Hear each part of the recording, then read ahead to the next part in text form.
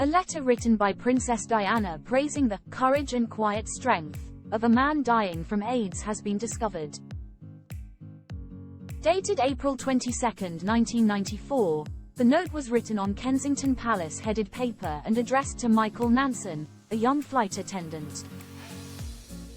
He had contracted AIDS in the early 1990s and died 2 months after the letter was written. She wrote, "Dear Michael, your sister had the very kind idea of telling me about the courage and quiet strength with which you are coping with AIDS. I was so glad to hear from her because it has given me the chance to send you this brief note.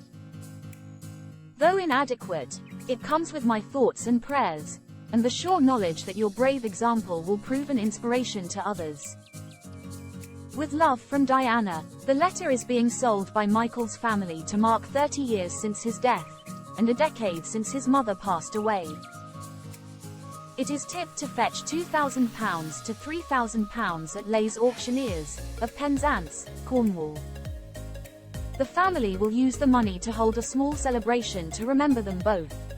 Specialist Mimi Connell-Lay said, "The letter is extremely special, privately written by Princess Diana and so full of heartfelt compassion.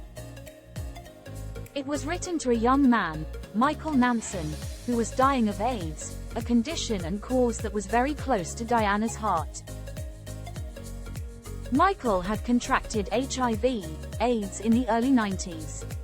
He had been a gregarious, outgoing flight attendant, and a much-loved only son. Diana was the consummate correspondent. She diligently wrote thousands of thank you letters for the constant stream of gifts she received, but we rarely see her more personal letters." Michael's sister wrote to Diana, telling the princess of the plight of her beloved brother who was suffering from AIDS.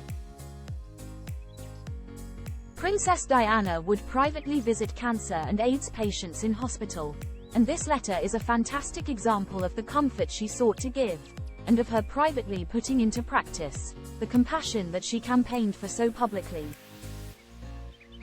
It was in 1987 Diana first shocked the world, when she opened the UK's first HIV/AIDS unit at Middlesex Hospital. She was pictured shaking hands with AIDS patient Ivan Cohen, 32, at a time when much of the world incorrectly believed the disease could be spread by causal contact. Such was the stigma about the disease. Ivan was the only patient who agreed to be pictured, and only from behind.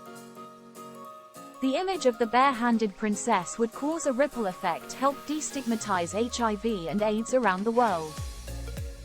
2 years later, Diana cuddled a 7-year-old boy with AIDS in a New York hospital. She also urged others not to fear close contact with sufferers, famously once saying, "You can shake their hands and give them a hug. Heaven knows they need it."